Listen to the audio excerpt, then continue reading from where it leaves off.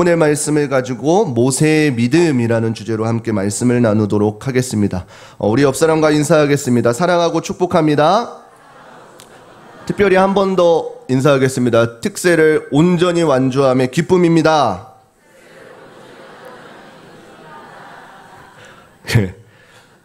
이쁘죠? 저 말고 다음 세대들 이쁘죠?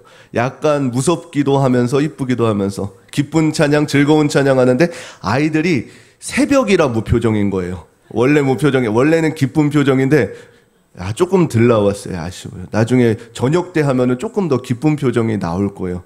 근데 염려하지 마세요. 우리 성도님들도 마찬가지로 아침에 근육이 안 움직여서 우리 다시 한 번 더 밝게 인사하겠습니다. 말씀 가운데 은혜 받읍시다. 감사합니다. 우리는 지금 믿음의 선지들을 본받자라는 주제로 함께 한 주간 하나님의 말씀을 나누었습니다. 그리고 믿음의 선진들의 말씀을 들을 때에 우리 성도님들 마음 가운데 이런 꿈틀꿈틀함이 있으셨나요? 새로운 믿음의 도전을 하고자 하는 믿음이 샘솟으셔야 합니다. 우리가 하나님의 자녀로 이 땅을 살아간다는 것은 그냥 단순히 태어났다라고 해서 살아가는 것이 아니라 하나님의 분명한 계획하심과 인도하심 가운데 살아간다라는 것입니다. 그래서 단 한 사람도 거저 그냥 살아가는 사람이 없고 우리를 통해서 저와 우리 성도님들을 통해 우리 학생들을 통해서 분명한 계획이 있다라는 이 사실을 우리는 기억해야 되는 것입니다. 우리 창조물인 우리들은 어떻게 해야 되냐? 하나님의 그 놀라우신 계획 가운데 참여하는 자들인 것입니다. 내가 참여하지 않는다고 해서 하나님이 일하지 아니하시는 것도 아니고 내가 참여한다고 해서 어떠한 더 큰 이것이 있는 것이 아니라 하나님의 은혜는 온 땅 가운데 이미 충만한 은혜를 누리고 있다라는 사실입니다. 우리가 그 사실을 기억하고 믿음으로 하나님의 놀라운 잔치를 늘 참여할 수 있는 우리 귀하고 복된 저와 여러분 되시기를 주님의 이름으로 축복합니다. 오늘 이 모세의 믿음은 바로 부모에게서 시작됨을 볼 수가 있습니다. 우리 히브리서 11장 23절 함께 읽어보도록 하겠습니다. 함께 읽겠습니다. 믿음으로 모세가 낳았을 때에 그 부모가 아름다운 아이임을 보고 석 달 동안 숨겨 임금의 명령을 무서워하지 아니하였으며. 아멘. 우리가 그전에는 그냥 지나가듯이 읽었던 이 내용이 요즘에 최근 근래에 들어서 이제 비교적 우리가 느꼈던 이 요게벳의 노래 아시죠? 작은 갈대 상자 물이 너네 고수만 너도 나와볼래? 이 새벽에 음내기가 얼마나 힘든데. 이 찬양 아시죠? 그 요게벳의 노래를 통해서 이 부모의 마음, 부모의 믿음에 대해서 조금 이제 많이 드러나게 되었습니다. 출애굽기에 보게 되어지면은 이제 요셉을 통해서 야곱의 가족들이 이제 애굽 땅에서 이렇게 기근을 피해 살아가게 되어집니다. 그러나 이제 요셉과 그의 모든 식솔들이 죽고 나서 하나님의 놀라운 은혜 가운데 그 애굽 땅에서 이스라엘 백성들이 왕성하게 자라납니다. 그러니까 요셉을 알지 못하는 애굽의 왕들이 어떻게 돼요? 저 땅의 사람들이 너무나도 강성함을 보고 이대로는 안 되겠다 싶어서 그들을 핍박하고 끝내는 어떻게 돼요? 남자이면은 나일강에 버려두고 여자이면은 키워라, 이렇게까지 되게 되어지는 것입니다. 그때에 이제 한 레위 가정에서 이 모세의 이야기가 시작되어지는 것입니다. 출애굽기 2장 1절에서부터 3절까지 우리 함께 읽어보도록 하겠습니다. 함께 읽겠습니다. 레위 족속 중 한 사람이 가서 레위 여자에게 장가 들었더니 그 여자가 잉태하여 아들을 낳아 그 준수함을 보고 그를 석 달을 숨겼더니 더 숨길 수 없이 되매 그를 위하여 갈대 상자를 가져다가 역청과 나무진을 칠하고 아이를 거기 담아 하숫과 갈대 사이에 두고. 아멘. 이처럼 모세의 생명을 보존하는 데에 이 여인은 핵심적인 역할을 하게 되어져 있습니다. 이 출애굽기만 보면은 이 말씀들이 잘 해석되지 않은데 오늘 본문의 말씀을 보면 이것이 바로 어떻게 하였다 그래요? 믿음으로 라고 이렇게 붙여지게 되어져 있는 것입니다.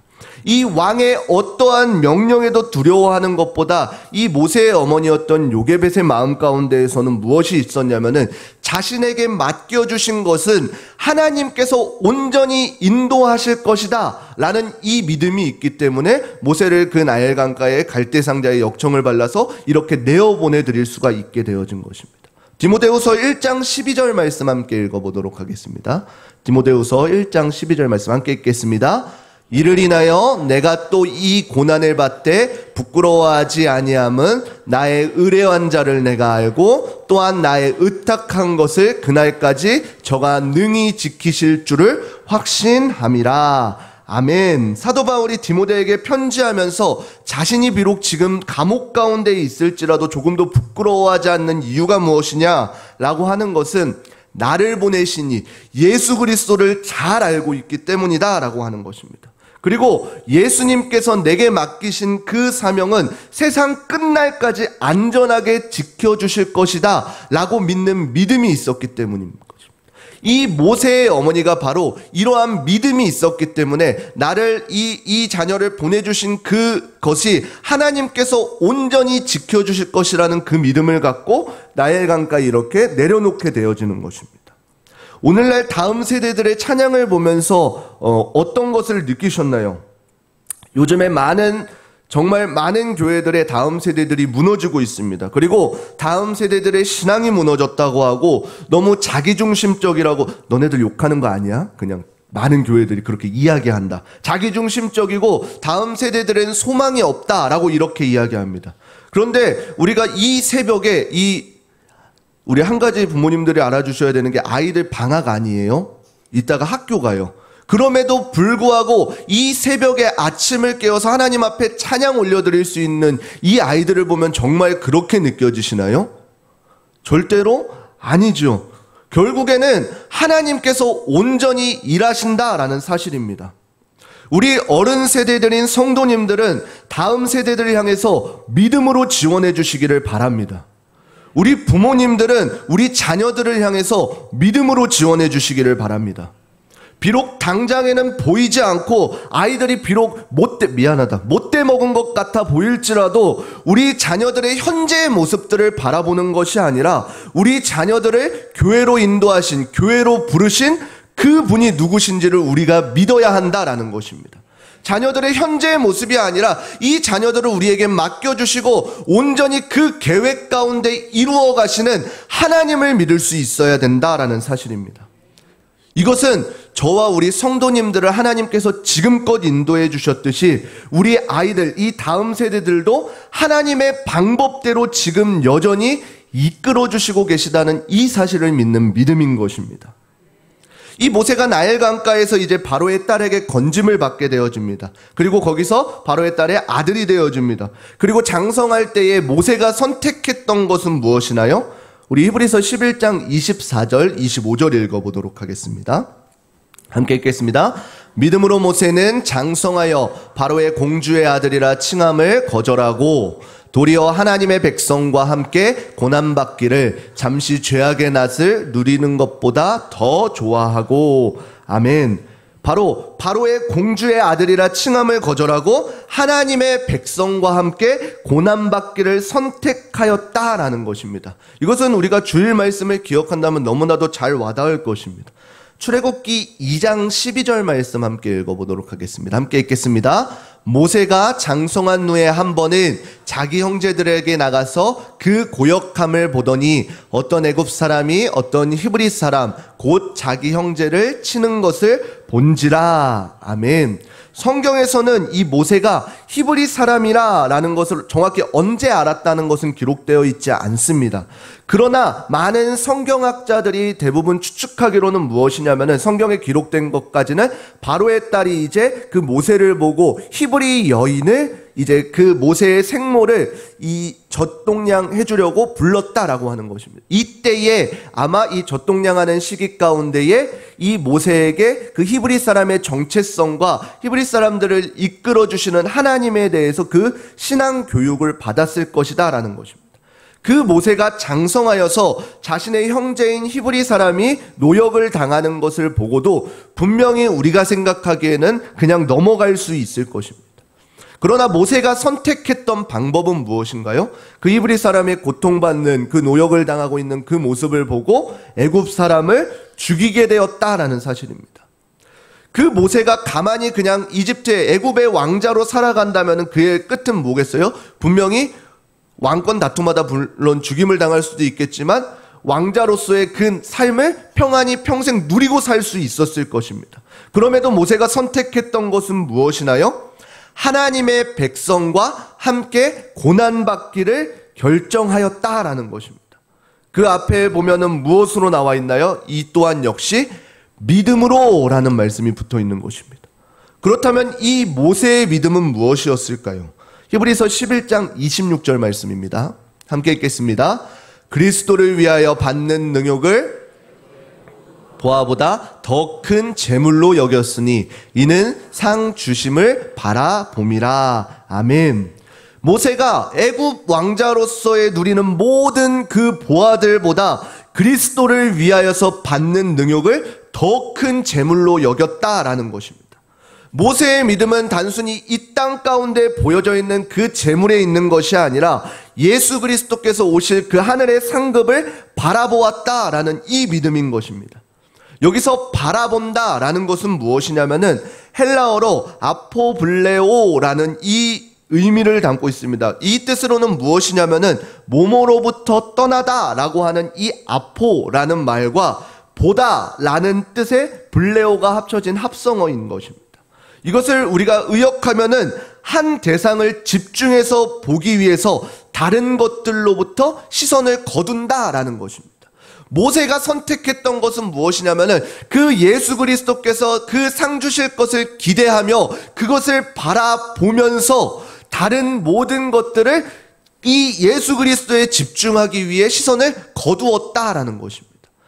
우리가 그 경마장에는 안 가보셨겠지만 그 경마하는 그 모습을 한 번쯤은 보셨잖아요. 그 말에게 무엇을 혹시 달라둔지 혹시 아시나요?